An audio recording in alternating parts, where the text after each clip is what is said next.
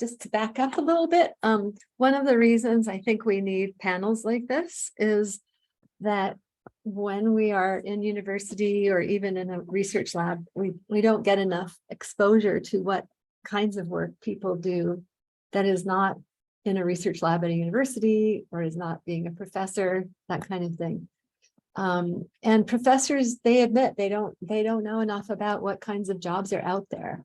So there's also a fair bit of pressure certainly in some schools to make sure you go ahead and do grad school, but not only that you should be doing a PhD and maybe become a professor, when in fact there are really not that many jobs for professors, and there are loads and loads of jobs for scientists outside of academia. So Rose, maybe you can stop sharing.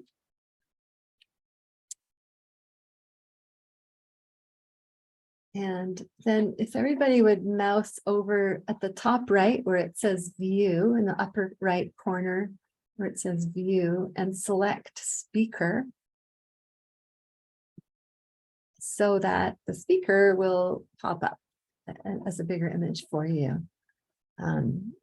So what we'll do is just do a quick introduction of each person by name, and then we'll go back, and each of them will spend a few minutes telling us about their path and their work, what they do, what they enjoy, what are challenges, and what advice they have. So I'll go in the order, let's see, of my screen, and I'll start with you, Janelle.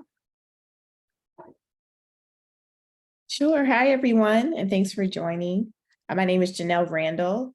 I am a geothermal project coordinator at Eden, which is a renewable energy tech startup that's based in Boston. I have been working there since about October, and something that I really enjoy about my position is how impactful my work is. I work in a very small company. Before I was working at Eden, I had some time off that I was working at a large oil company. And one of the key differences that I've noticed is that my work is much more impactful and much more immediate.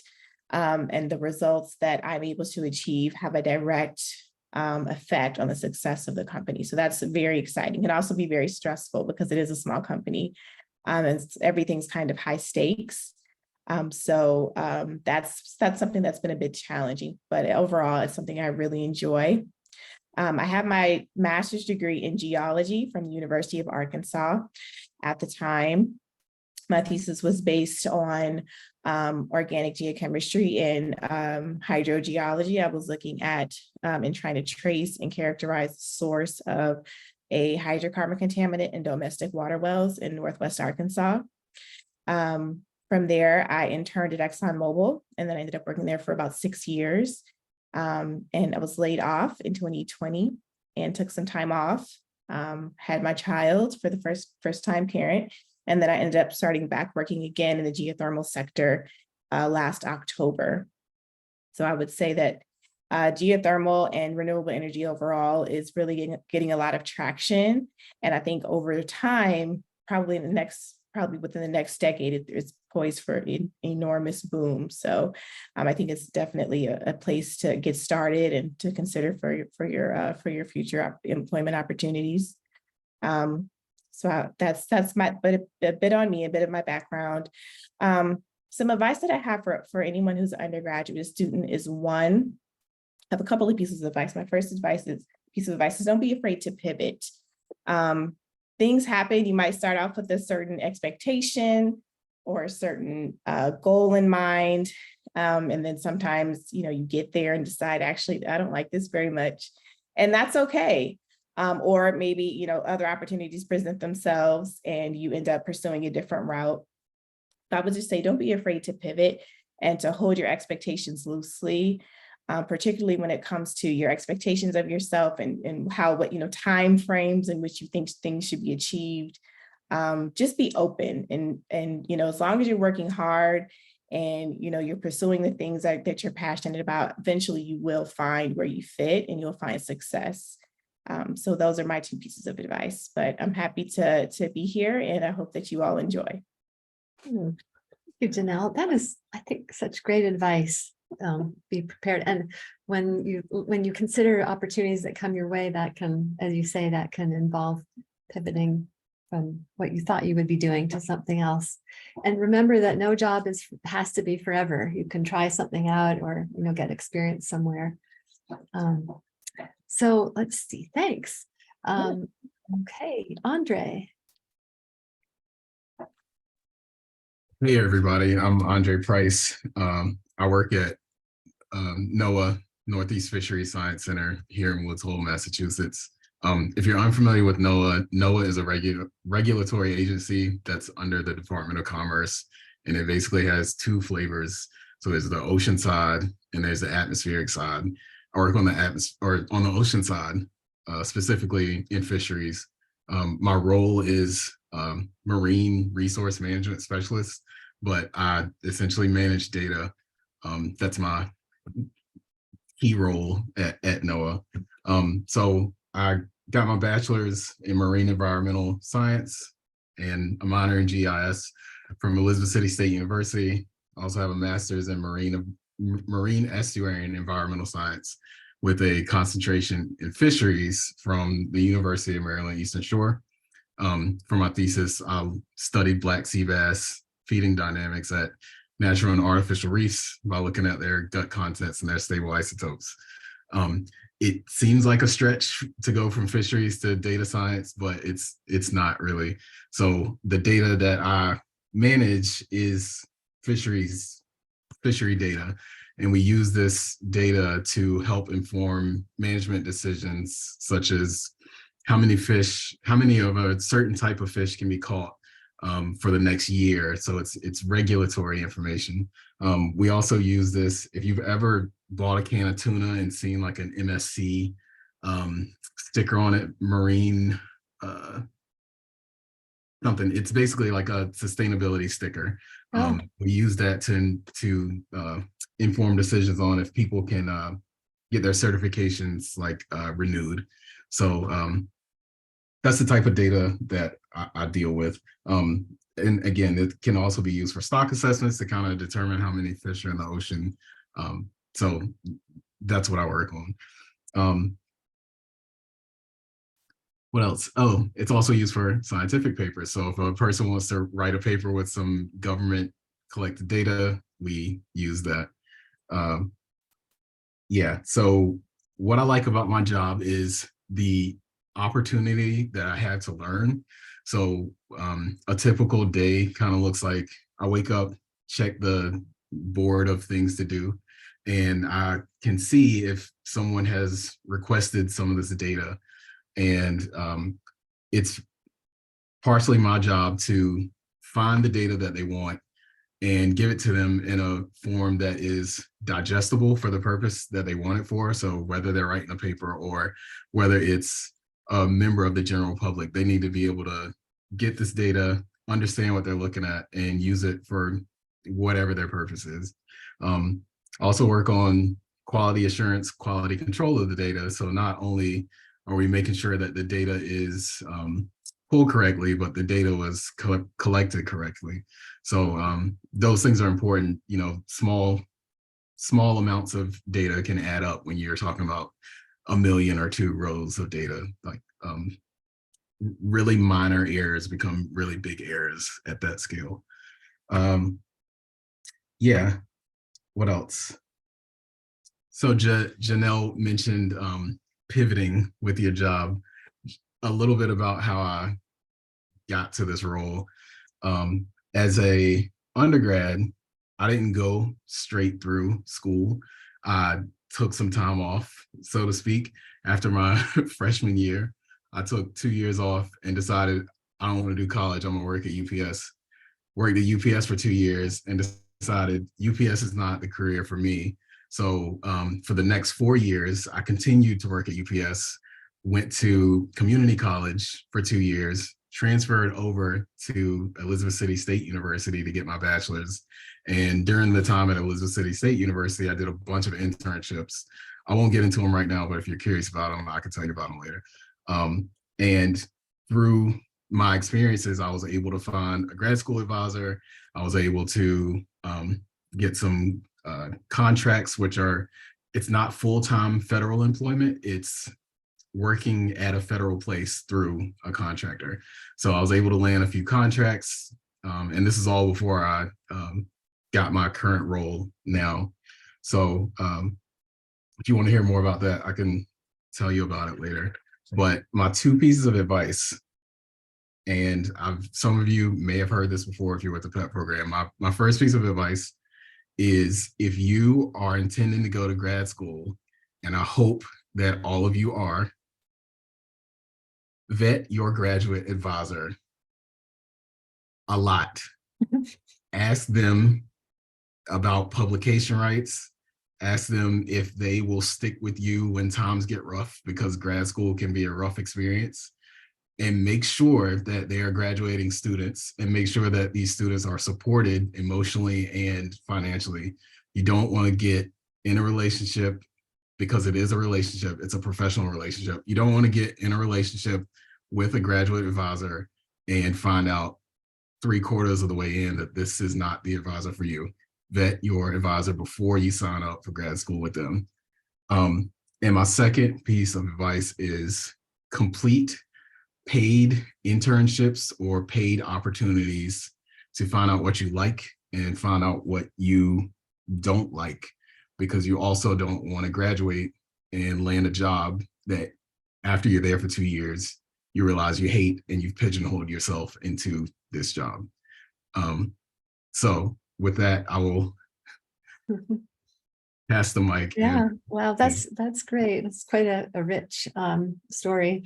And I think it would be great to hear later on about the contracting piece, because some large portion of entry-level scientists in government actually work for contractors, right? So that would be good to hear about. Thanks, Andre, and good advice. Great advice too. All right, Rachel, Medina. All right, hi everyone. I'm Rachel Medina. So I grew up in Longmont, Colorado, and I started my college journey or career journey at community college. I went to community college for 2 years, just trying to figure out what I wanted to do, what I liked. I ended up taking a geology class and a GIS class, loved both.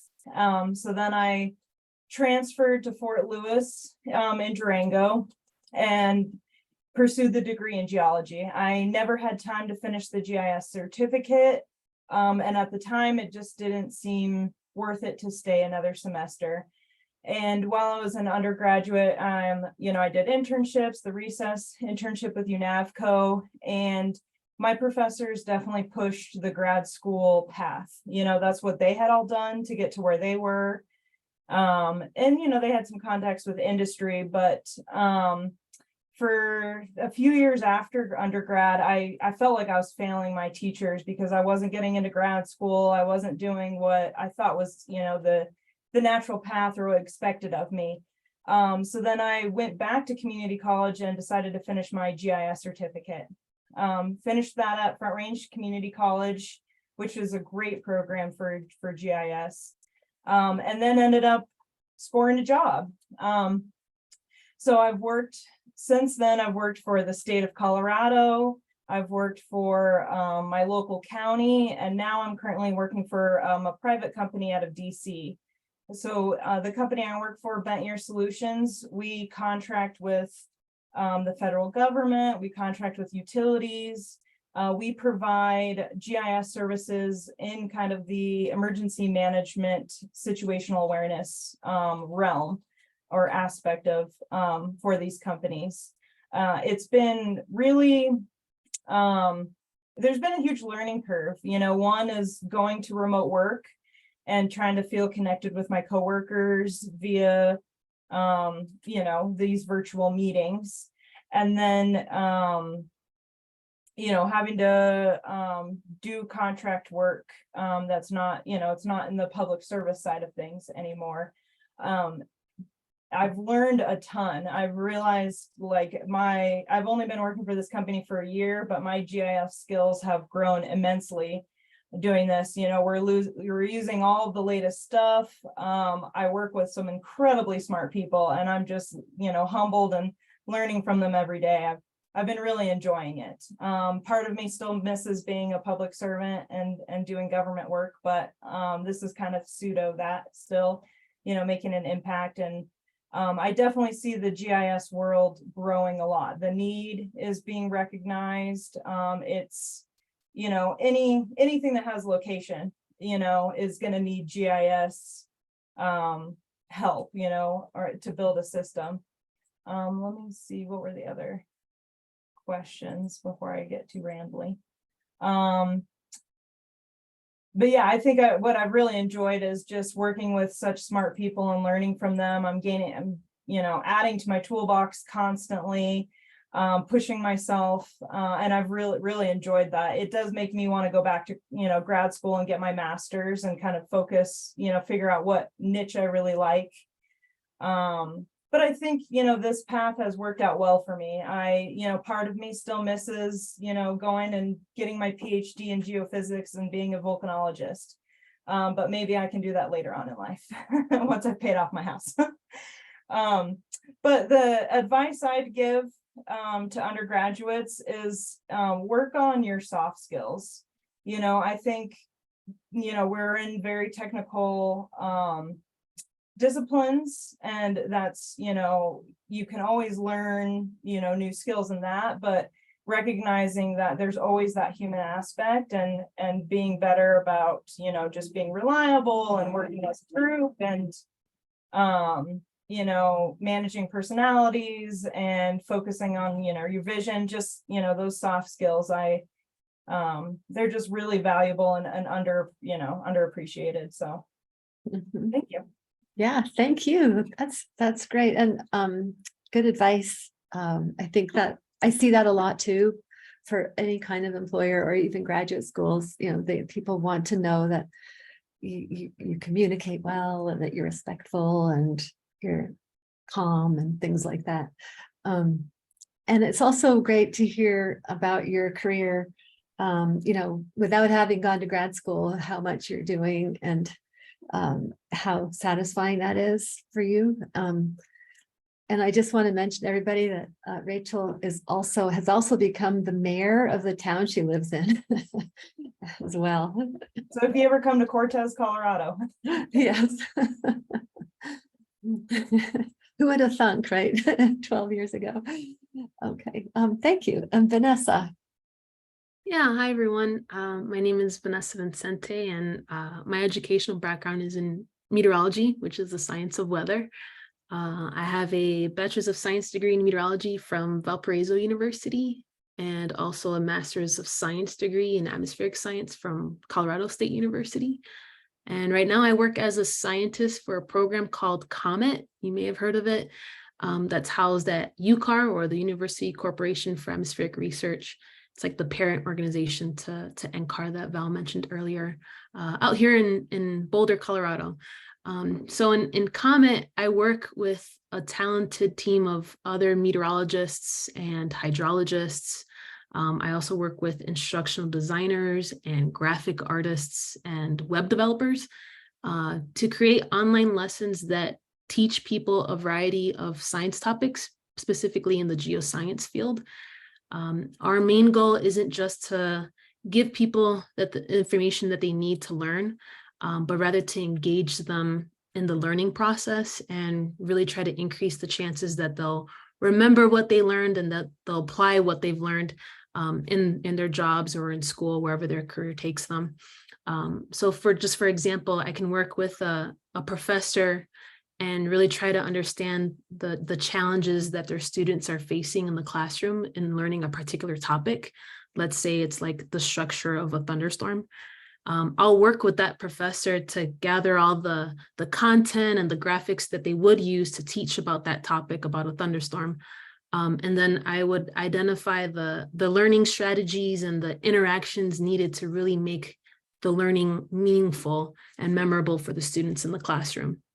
And really that's what inspires me to try to do the best that I can in my job, because I'm creating a customized learning experience that's gonna help someone achieve their greatest potential, help them achieve their goals. That could be a student that's just trying to really learn a topic so that they can pass their next exam, or a professor that really wants to try to make learning fun in the classroom, or someone that can't afford college right now, but really likes to learn and wants to learn science. They can access the products that I make online that are free. My work helps people, and I think it helps make a positive impact in my community. So that's what motivates me every day at work.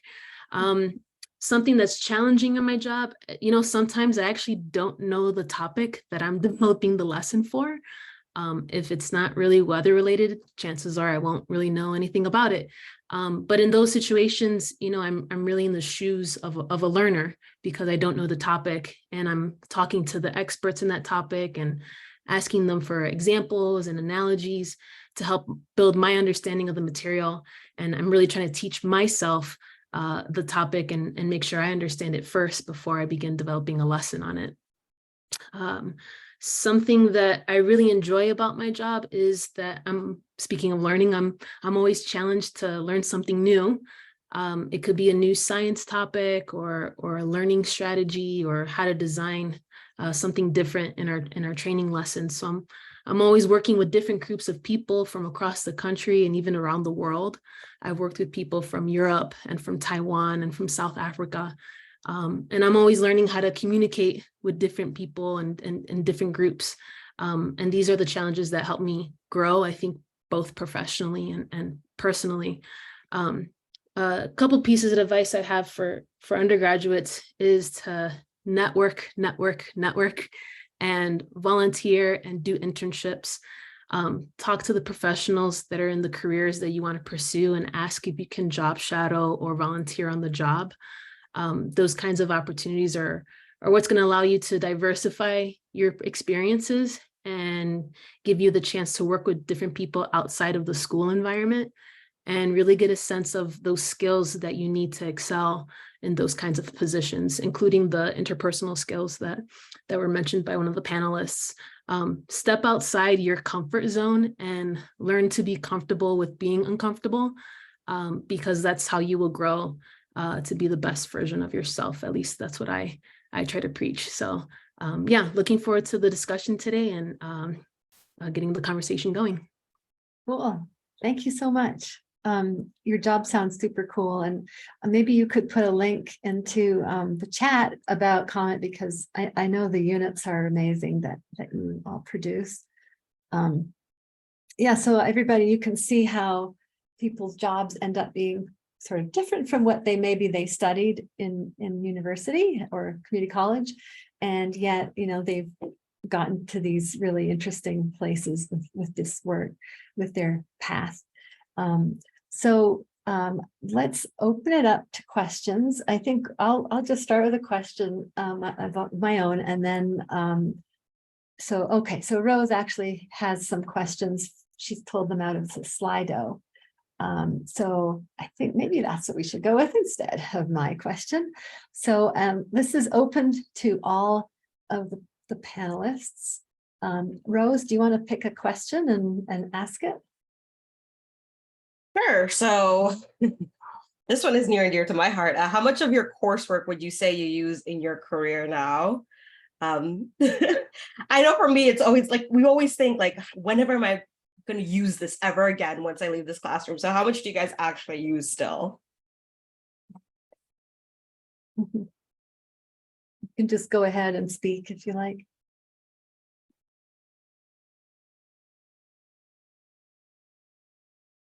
I'll go, I guess. So it depends.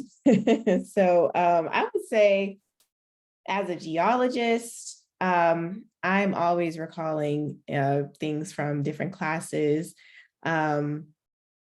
particularly, sedimentology courses, knowing about, subsidence and heat rates and things like that. Those kinds of things are really important in the work that I do now.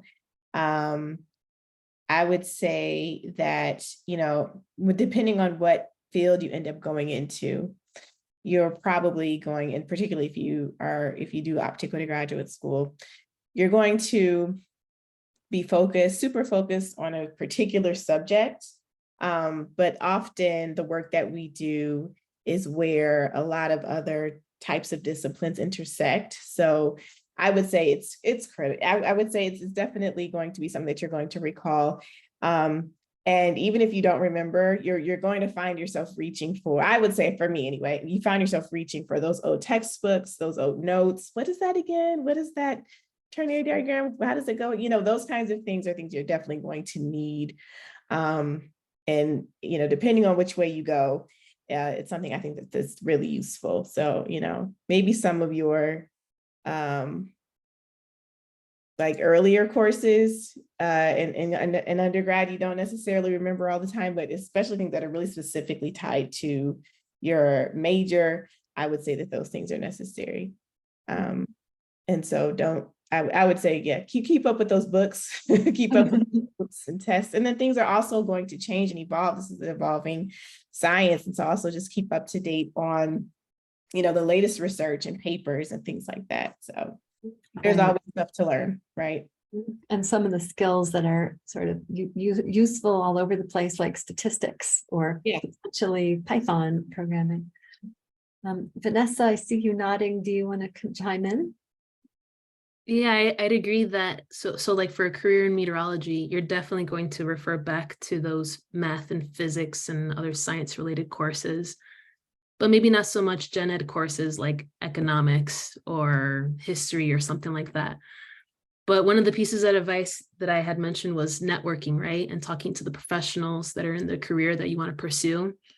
If you talk to them and you get an understanding of the skills that you need to excel in that role, say it's communication, you can go back to school and in your next semester, maybe sign up for a class in communication or journalism or writing to practice communicating information to people and things like that. So I think there's opportunities to sort of cater maybe those general education courses to make them a bit more relevant and prepare you for additional skill sets that you might need in your career after you graduate. Mm-hmm. And I'm going to follow on what you were saying about, you know, networking with people in roles that are of interest. And one way to do that is a couple of ways. One is places like indeed.com. Look up using keywords of things that are interesting to you and maybe locations that are interesting to you, and just peruse the jobs and see if something catches your eye, what are the requirements, and are they something that you think would be interesting or that you have?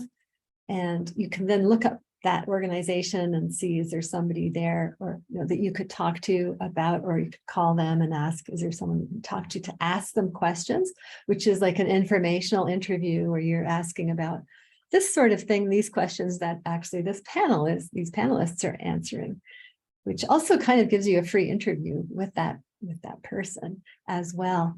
And another idea is when you're looking in the web, let's say you look up risk management and let's say Houston, for instance, instead of just clicking that as a search, then instead go to the news tab. And in the news tab, if you click on that, then articles come up and it tells you about projects that are, you know, you can find articles about projects on these topics in these places, and then you can look up people and companies and that kind of thing. Yeah, I guess I want to pursue the networking a little bit more, just to, before we move to another question, is Vanessa, you spoke about networking, and so I wonder if you could just add a little bit about that, and then if other panelists might want to chime in. And by the way, everybody else, please feel free to put things in the chat or raise your electronic hand.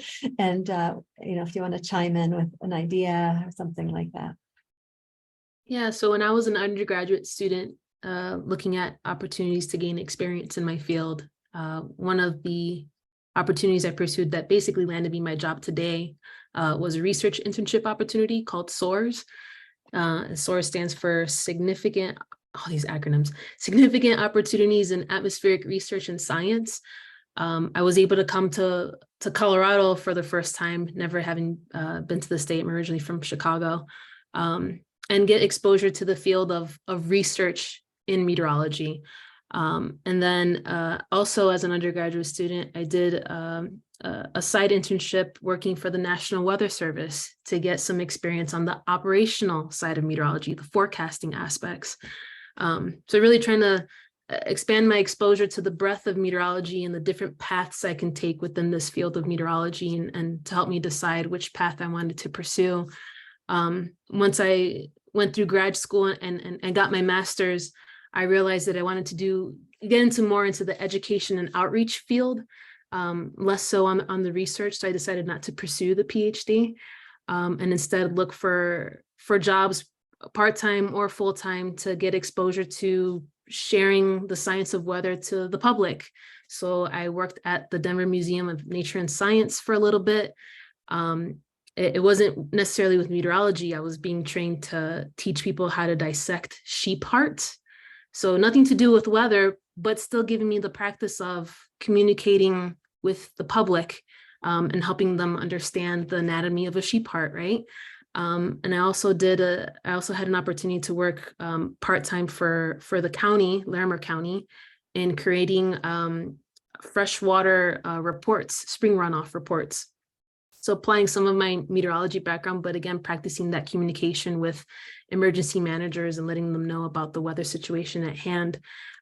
So it's the net, and doing those opportunities, you get to network with a variety of professionals, not just within the field that you're interested in, such as meteorology, but maybe the professionals that are impacted by your field, like emergency managers, and others. So it exposes you to different opportunities in your field, exposes you to different applications of your field.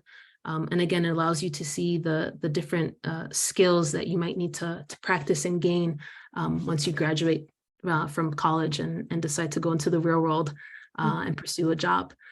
So that's just my perspective about networking, and I welcome the panelists to expand on that.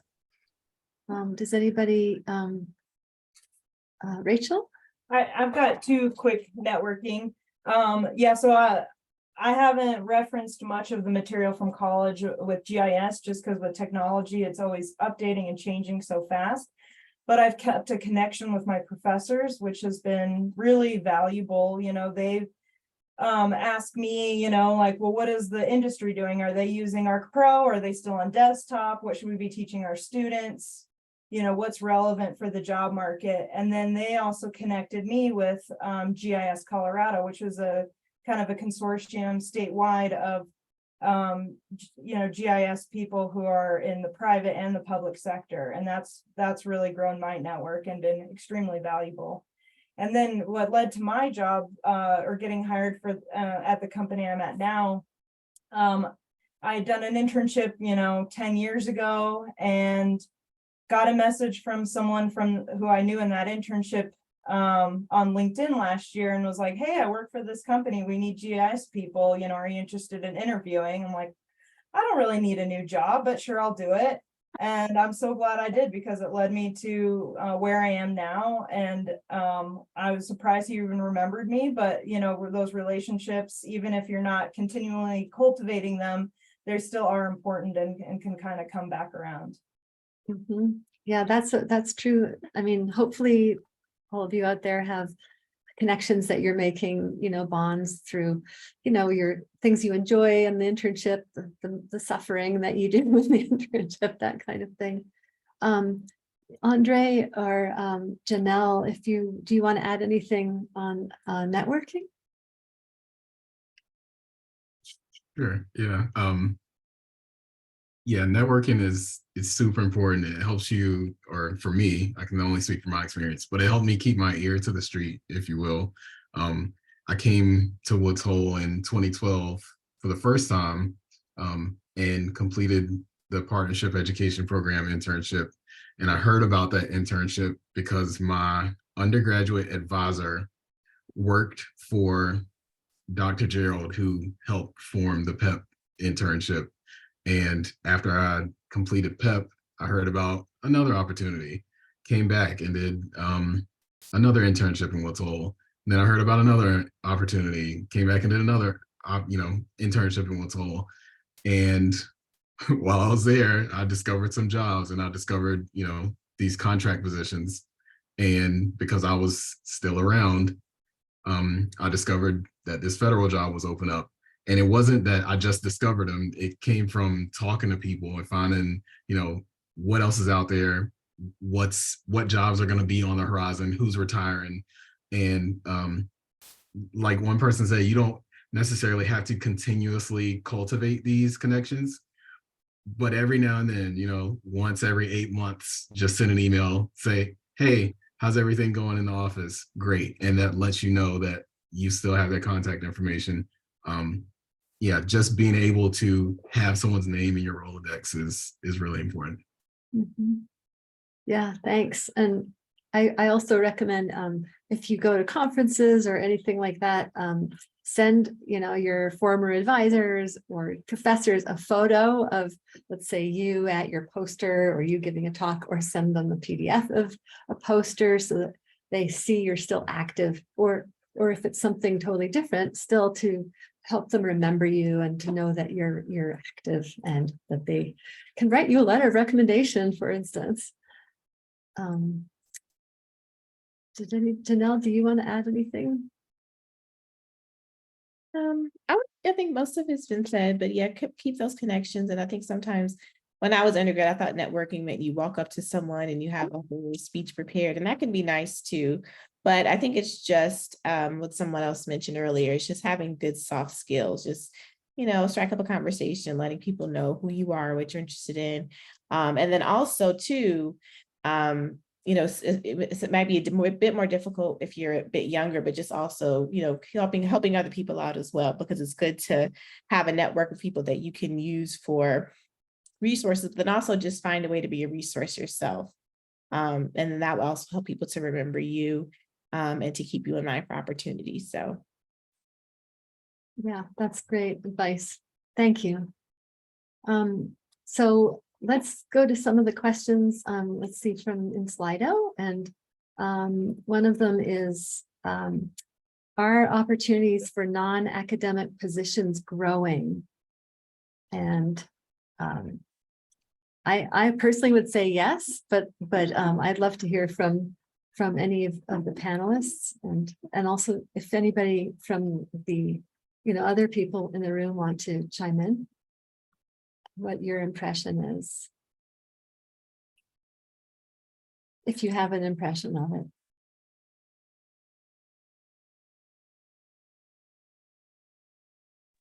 And if we don't have an impression of that, we can go to another question.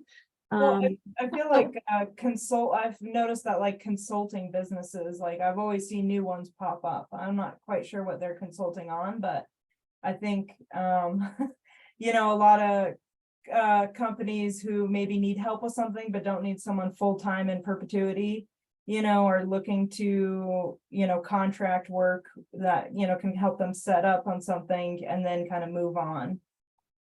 Mm-hmm. Right. So I think the private industry is growing.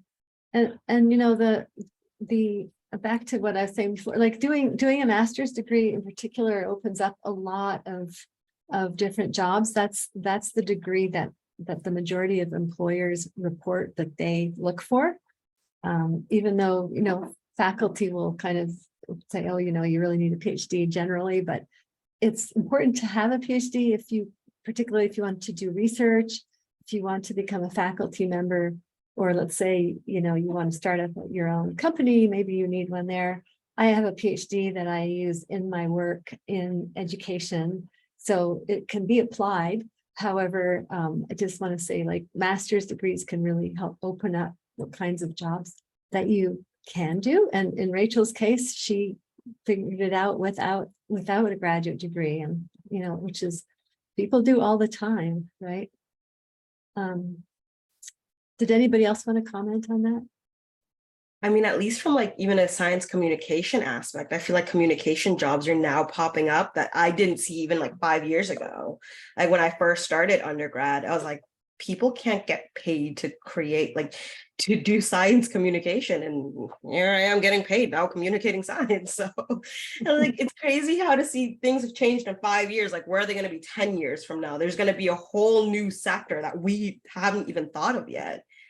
Right, right. And same for my job, which is, doing this kind of thing. It wasn't really a thing 10 years ago. And now you can, if you're interested in doing education or engagement or outreach, check out different scientific societies like AGU or AMS, for instance, for paid jobs doing that, or look into education, for example. Okay, thanks. Let's see. Did you know what you wanted to do going into graduate school or the workforce? And maybe here's an additional question. How many jobs did you have to apply to until you found your current job? So did you know what you wanted to do going into grad school or the workforce? And how many jobs did you have to apply to until you found your current job?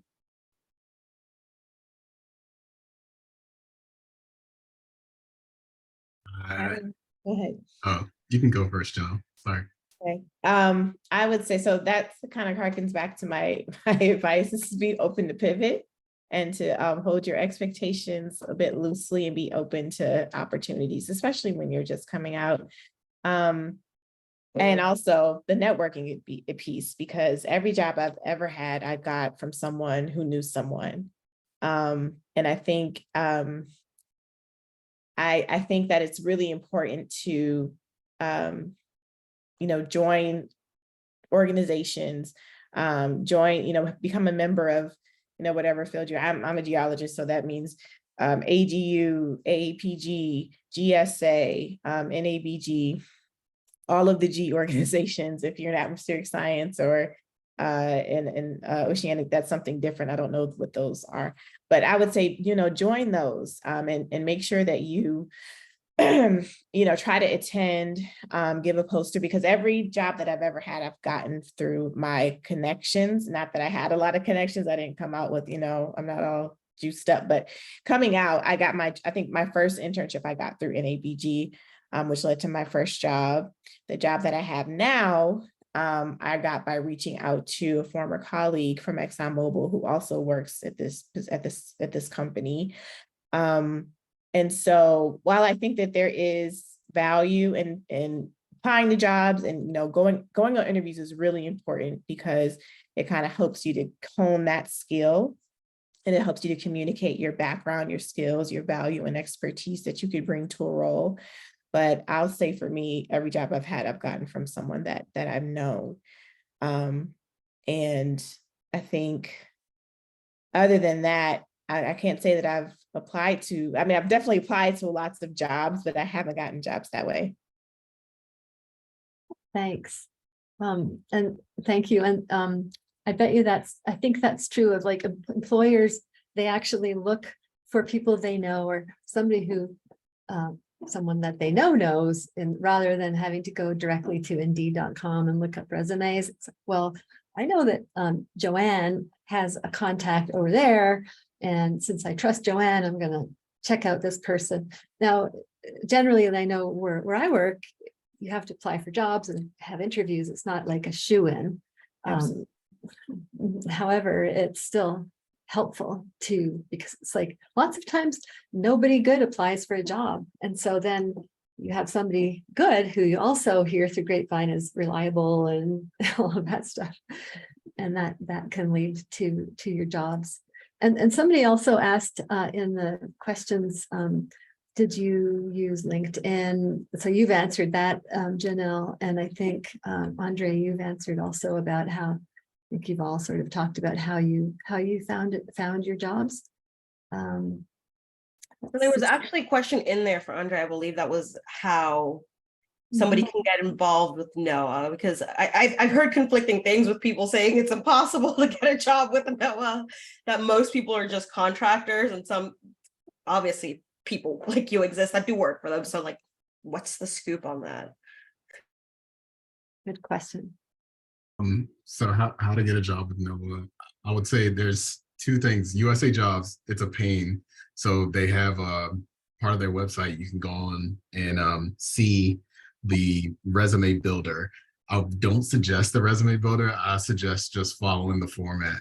I have I don't know if it works, but it worked for me, obviously. But I have this formula that I try to use. I look at the job announcement. I use words from the actual job announcement on my resume, on my cover letter, and apply to a lot of things. Apply to things that you don't even think you want to do, because what I was told is apply, get your foot in the door, and then you can transfer to another job, which is possible. If you get a government job and you don't like it, it's really easy to make I don't want to say it's really easy, but it's possible to make a career transition to another position, or another federally funded place. So if you really want to dig into some resume writing or some cover letter writing, I can kind of share the methods that I use. Just feel free to contact me. But yeah, so apply to a bunch of stuff. I think I applied to almost 10 positions, 10 federal positions before I got the job that I have now. And when I was asking advice from people in my network on how to form how to make a better resume, how to make a better application, I talked to one person who told me that he applied to 35 jobs before he got his job. Wow. So, and he was a veteran. So, speaking of which, there are things that you can be a part of that give you preference over the general public. So there's veterans preference. There is preference for some people who may be displaced federal employees or disabled or Native American or recent graduates. And those are things that you can also search for on the USA Jobs website. So I would highly recommend just like looking into some of those things and constantly applying. Thank you. Do you have any tips on, I haven't actually gone through that process, but I understand that you have to rate yourself, rate your skills. And I've heard different people give different advice on how to rate yourself. And one person said, rate yourself very highly so that you get selected and you get in the door. Is that what's your experience, Andre? Yes, give yourself the best rating that you can give without lying. You definitely don't want to say you're an expert and you do this work independently if you have only done it once or twice. But you don't want to sell yourself short. If you have experience doing something, you need to make it known on the application. Also, if you make it to the to an interview, you want to make sure that you're familiar with the skills that you mentioned. If you say you're an expert and someone asks you an expert level question, you should know how to answer it. So that's kind of how I gauge myself. Show yourself in your best light. I like that. Thank you. Next Wednesday, our workshop is on how to write a good cover letter and something else, resumes or something like that. So Andre, I'd love to connect or maybe even have you join us if you're able to share your tips.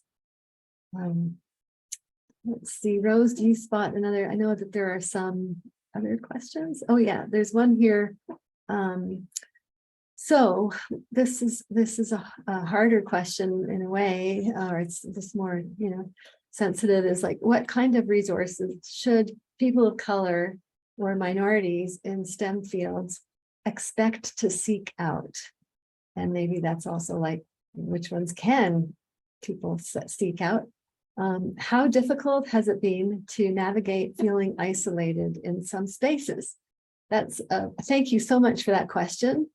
And I also hope that I encourage any of you to even relate some of your own experiences if you're comfortable doing that, in the panel or others.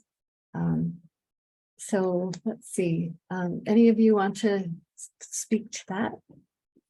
What resources you might suggest people look into to feel less isolated, and how has it been to navigate being isolated? For example, being in a predominantly white organization as a person of color, for example. Yeah, I'll speak to that. That was, I had an interesting experience when I first started with, actually I had a great experience in my internship, but when I first started working full time at Exxon, I had a difficult first year to year and a half. And one of the things that was helpful for me, and something that I've been able to do, thankfully, is I always am reaching out to people who I feel like I can trust, and kind of forming a community around myself.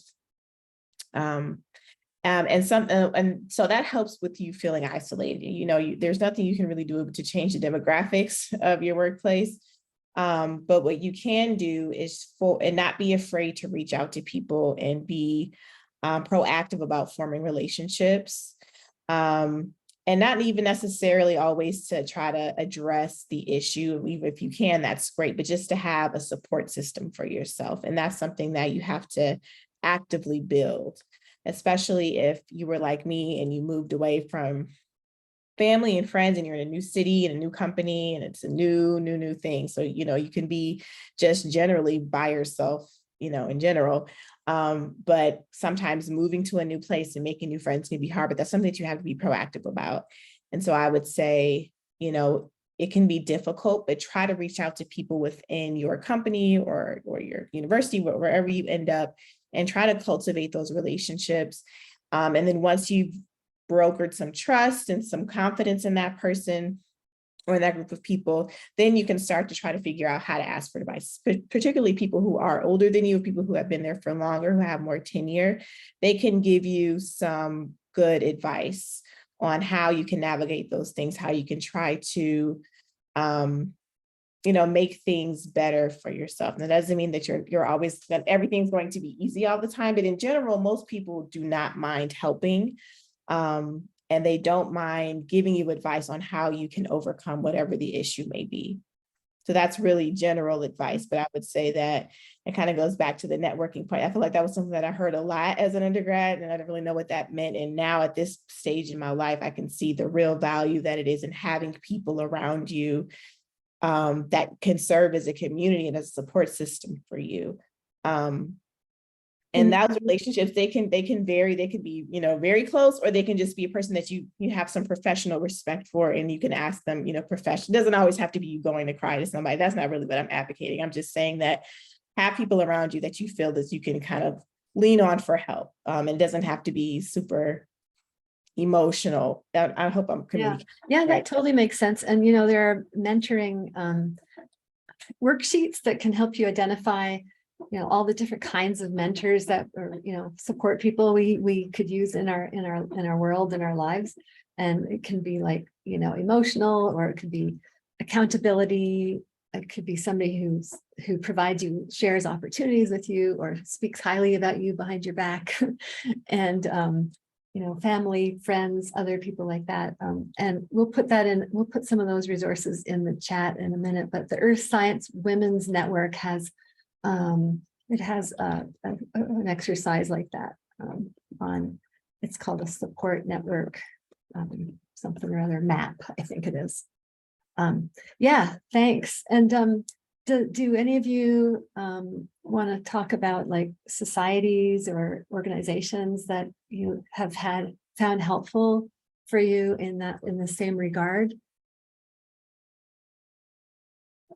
I mean, Rose, I know you probably can, and I don't know about the others. Andre, maybe you can. Like BIMS.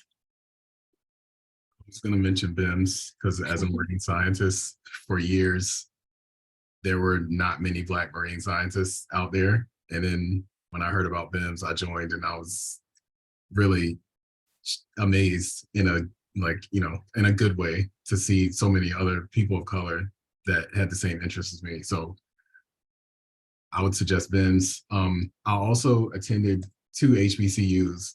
So for my undergraduate and my graduate degree.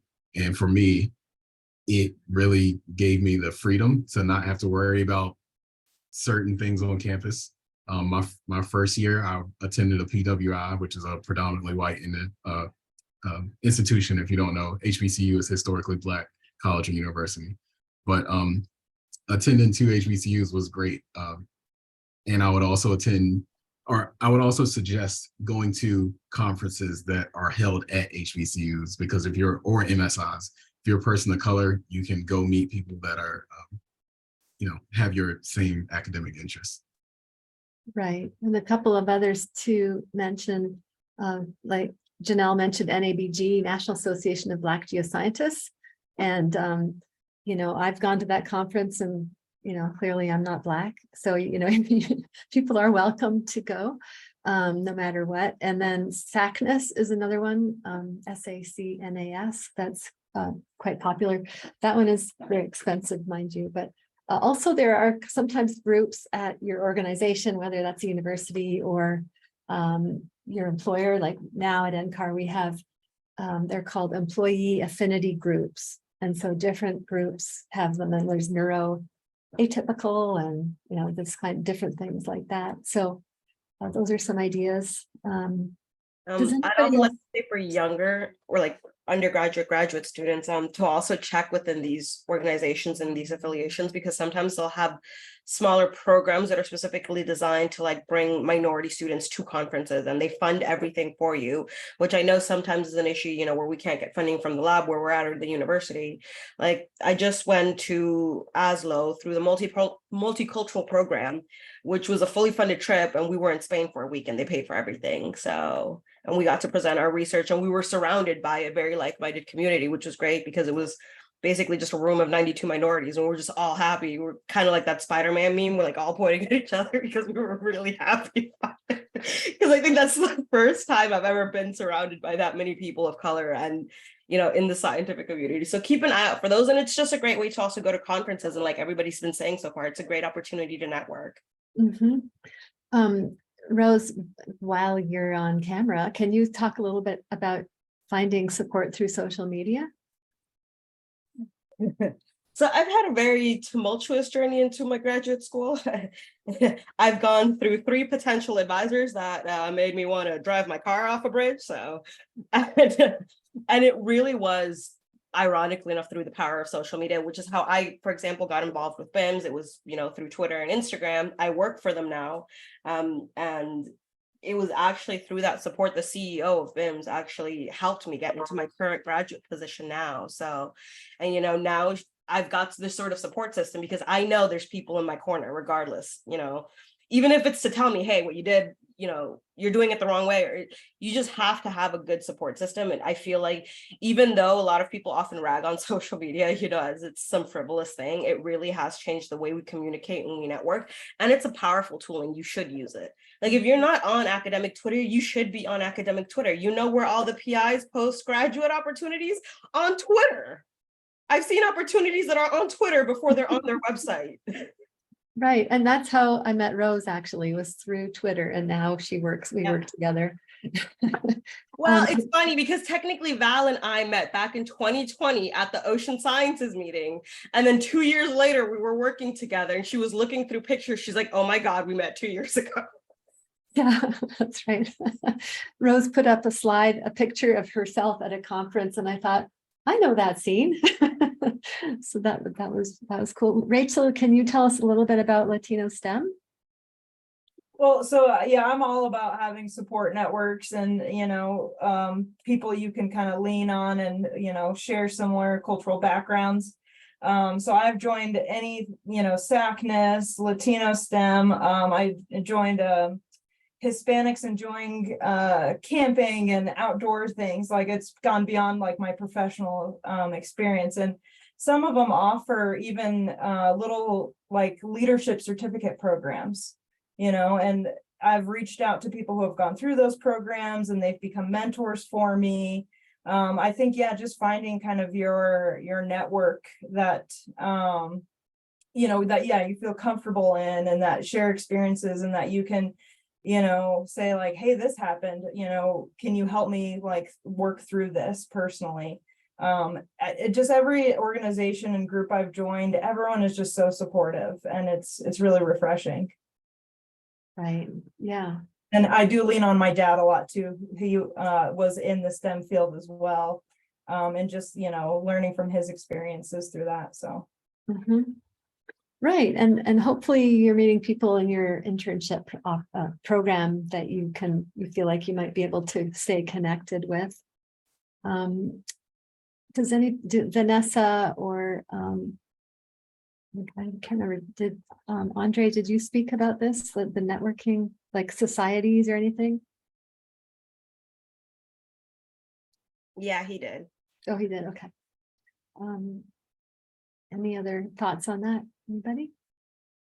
I would just add that once you find your people, keep those people close to you as you go throughout your career. That you might all go in different places, but I think it's really important to keep those people close so that you can reach out to them when you're feeling down or discouraged or unmotivated and you just need to pick me up.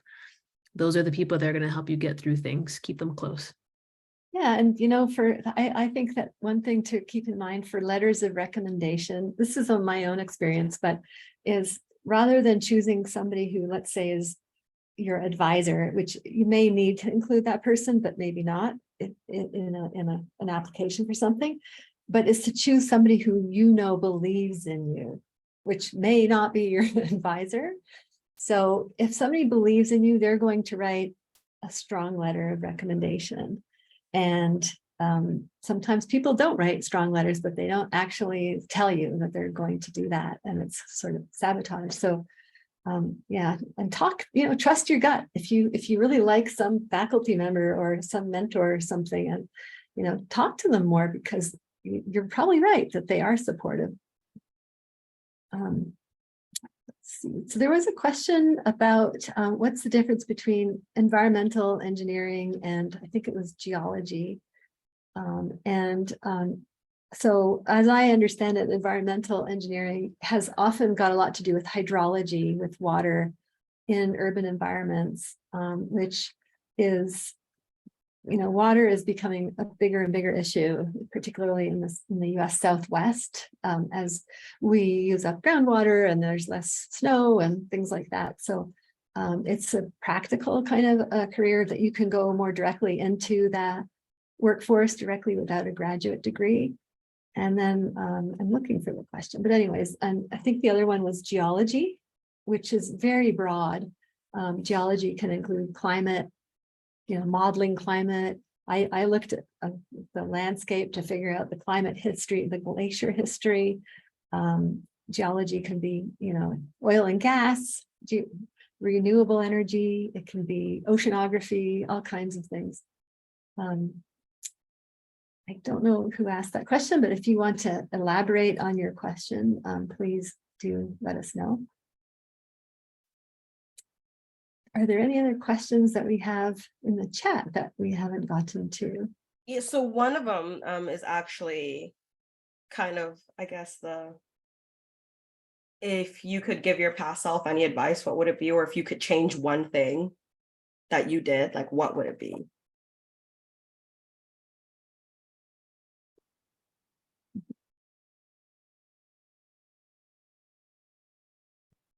I would say there's no such thing as a stupid question. Don't be afraid to ask for help when you need it. Don't be afraid to reach out to people if you need help. Ultimately, take care of yourself and your mental health first, because you can't do your best and be your best if you don't take care of yourself first. Yeah, good advice. And try to enjoy bits of life so that it's not passing you by. I saw on a show, one character said, oh, if I could do it all over again. And the other person said, I wouldn't change a thing. I wouldn't remove any of the bad things, because if I had removed them, then I wouldn't have had the good things that happened to me, which I liked. However, I'd love to hear from panelists too. Yeah, I think mine would be, and that's a really good question.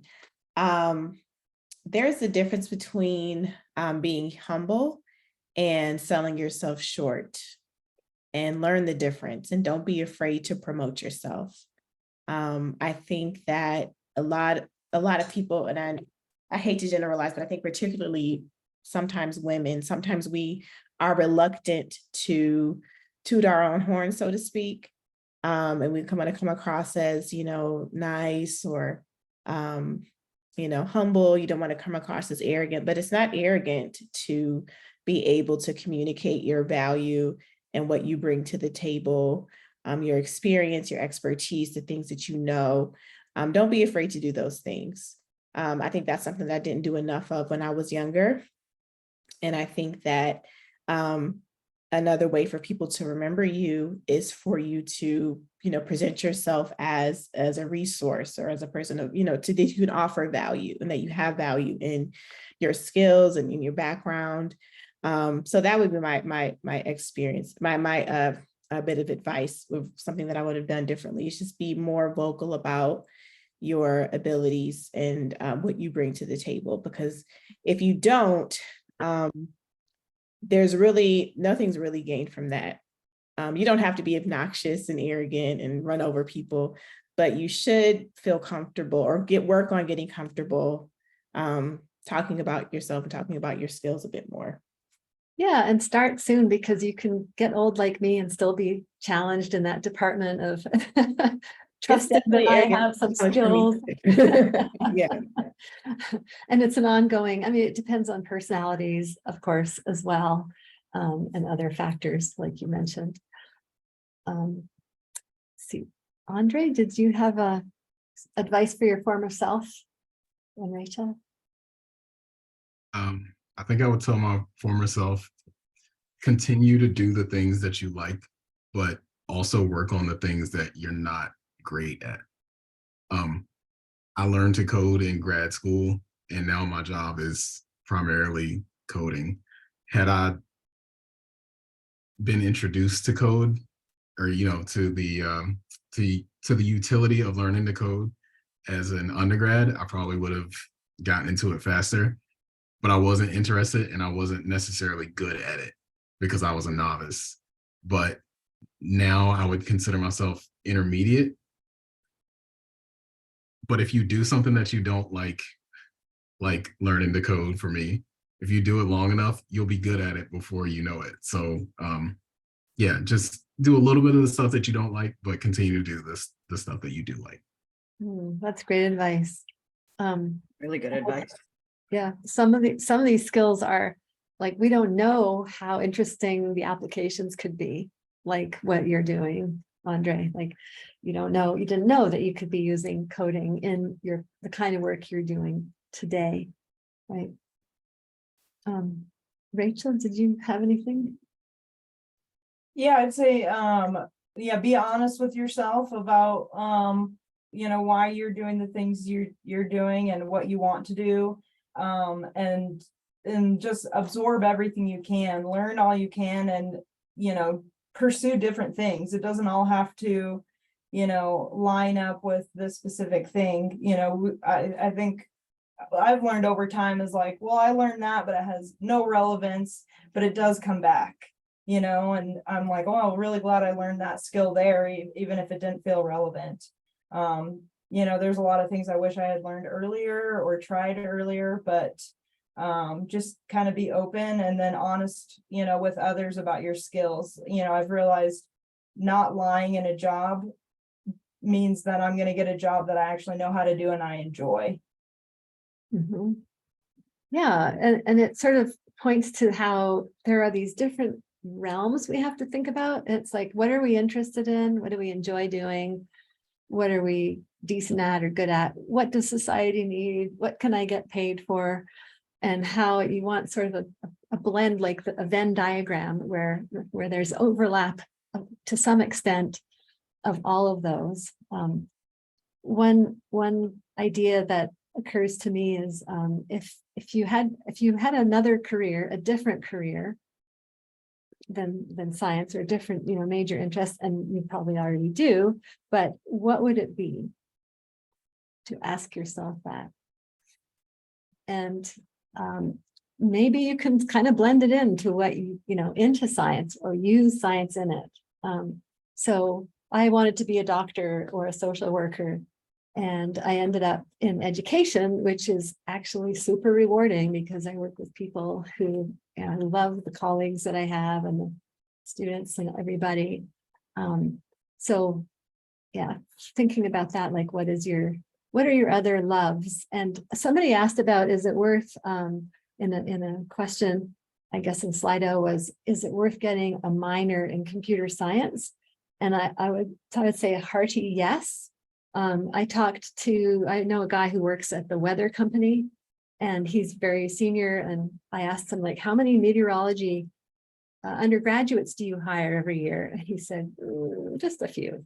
And he said, but we look for people with other skills like communications or economics or whatever. And he said, so for example, if you have a computer science degree with a minor in atmospheric science, your resume rises to the top, or computer science and, communications, or communications in atmospheric science. So bundling up those things. So we are at the end of our time, but I just wanted to see, first of all, if there were any other questions for panelists. I think we hopefully covered. The only one I think we didn't really get into was this one about geoscience of environmental science or conservation. And maybe we can correspond afterwards on that. And let's any of you want to put your emails in the chat, please do, panelists. And so generally speaking, we are here hoping to help you, support you, students and interns. So please do reach out. Let's all give a big hand to our wonderful panel. You guys did really a sensational job, and I just want to thank you so much for the thought that you put in to your responses and and the thoughtfulness of how you answered questions. So big applause. All right. Well, thank you everybody for coming, and hopefully we'll see you next week at how to write a good cover letter and resume.